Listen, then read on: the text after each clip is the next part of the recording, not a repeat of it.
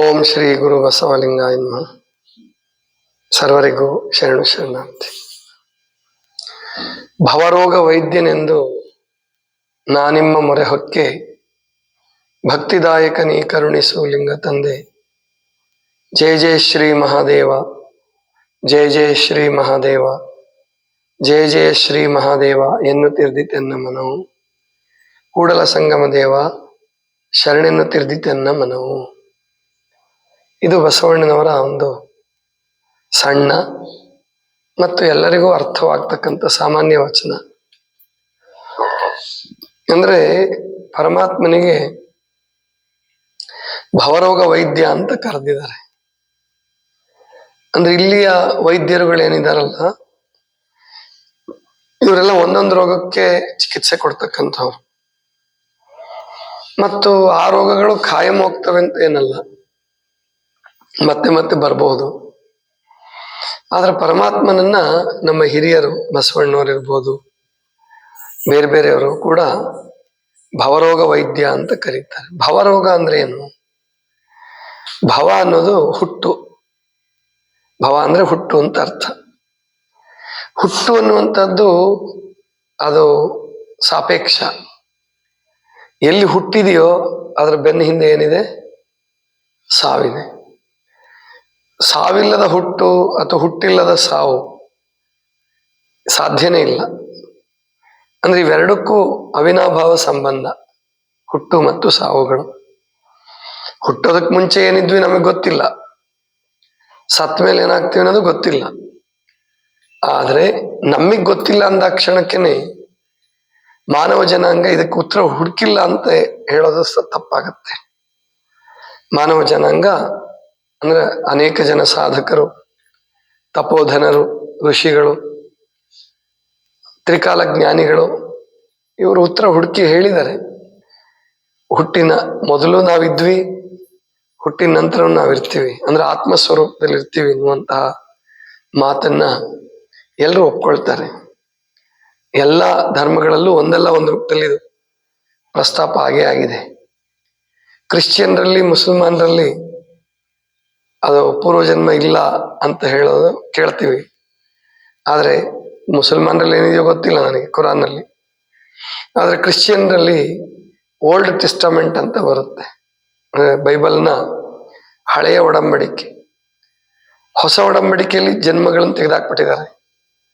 ಆದರೆ ಹಳೆಯ ಒಡಂಬಡಿಕೆಯಲ್ಲಿ ಯೇಸುವಿನಿಂದ ಹಿಡ್ಕೊಂಡು ಆಗಸ್ಟಿನ್, ಸೈಂಟ್ ಪಾಲ್ ಅವರೆಲ್ಲರೂ ಕೂಡ ಪೂರ್ವಜನ್ಮ ಪುನರ್ಜನ್ಮದ ಬಗ್ಗೆ ಮಾತನಾಡಿದ್ದಾರೆ.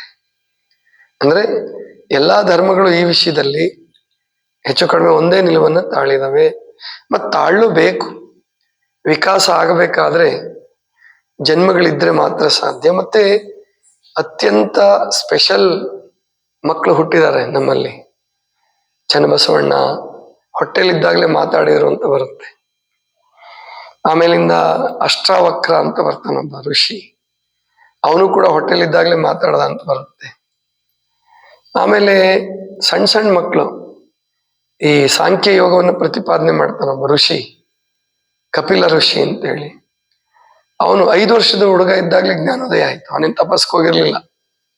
ಅಂದ್ರೆ ಹುಟ್ಟುವಾಗಲೇ ಅವರು ವಿಶೇಷವಾದ ಸಂಸ್ಕಾರ ಪಡ್ಕೊಂಡು ಬಂದಿದ್ದಾರೆ ಅಂದ್ರೆ ಅದು ಹಿಂದಿನ ಜನ್ಮದ ಸಾಧನೆಯ ಫಲ.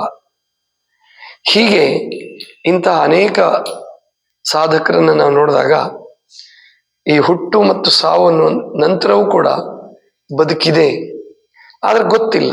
ಆದ್ರಿಂದ ಭವವನ್ನ ಒಂದು ರೋಗ ಅಂತ ಕರೆದರು ಶರಣರು ಮತ್ತು ಬೇರೆಯವರೆಲ್ಲ. ಇಲ್ಲಿ ರೋಗಗಳು ಬರೋದು ಆಶ್ಚರ್ಯ ಏನಿಲ್ಲ, ಎಲ್ರಿಗೂ ರೋಗ ಬಂದೇ ಬರುತ್ತೆ. ಅದನ್ನ ಮೊದಲು ಒಪ್ಕೋಬೇಕು ನಾವು. ರೋಗ ಇಲ್ದಿದ್ದವ್ರು ಈ ಜಗತ್ತಿನಲ್ಲಿ ಯಾರು ಇಲ್ಲ. ಯಾಕೆ ಅಂದ್ರೆ ಭವರೋಗ, ಭವ ಅನ್ನೋದೇ ಒಂದು ರೋಗ, ಹುಟ್ಟು ಅನ್ನೋದೇ ಒಂದು ರೋಗ, ಸಾವು ಅನ್ನೋದೊಂದು ರೋಗ. ಈ ಹುಟ್ಟು ಸಾವುಗಳ ನಡುವೆ ಅನೇಕ ರೋಗಗಳು ಬರ್ತವೆ. ಅವುಗಳನ್ನು ಹೇಗೆ ನಾವು ಪರಿಹರಿಸ್ಕೊಳ್ತೀವಿ ಅನ್ನೋದ್ರ ಮೇಲೆ ನಮ್ಮ ಜೀವನ ಶ್ರೇಷ್ಠವಾದ್ದೋ ಕನಿಷ್ಠವಾದ್ದೋ, ಉತ್ತಮವೋ ಮಧ್ಯಮವೋ ಅಧಮವೋ ನಿರ್ಣಯ ಆಗುತ್ತೆ. ಒಬ್ಬ ಅಪರಾಧಿ ಒಂದೇ ದಿವಸಕ್ಕೆ ಅಪರಾಧ ಮಾಡಲ್ಲ. ಮೊದಲು ಅವನೊಳಗಡೆ ಆರೋಗ್ಯ ಕೆಟ್ಟಿರುತ್ತೆ, ಶರೀರ ಕೆಟ್ಟಿರುತ್ತೆ. ಸಾಮಾನ್ಯವಾಗಿ ಎಲ್ಲ ಅಪರಾಧಗಳ ಹಿಂದೆ ಕುಡಿತದ ದುಶ್ಚಟ ಇರುತ್ತೆ ಒಂದು. ಅವನಿಗೆ ಕುಡಿತದ ಚಟ ಇಲ್ಲದೇ ಇದ್ರೂ ಅವನ ಅಪರಾಧ ಮಾಡಿದಾನೆ ಅಂದ್ರೆ ಅವನ ಆರೋಗ್ಯ ಕೆಟ್ಟಿರುತ್ತೆ. ಖಂಡಿತವಾಗಿ ಅವನಿಗೆ ಆ ಸಂದರ್ಭದಲ್ಲಿ ಜ್ವರ ಅಥವಾ ಮಾನಸಿಕ ಏನು ಡಿಸಾರ್ಡರ್ಸ್, ಮೆಂಟಲ್ ಡಿಸಾರ್ಡರ್ಸ್ ಇದ್ದೇ ಇರುತ್ತೆ. ಮೊದಲು ದೇಹ ಕೆಡುತ್ತೆ, ಆಮೇಲೆ ಮನಸ್ಸು ಕೆಡ್ತಕ್ಕಂಥದ್ದು.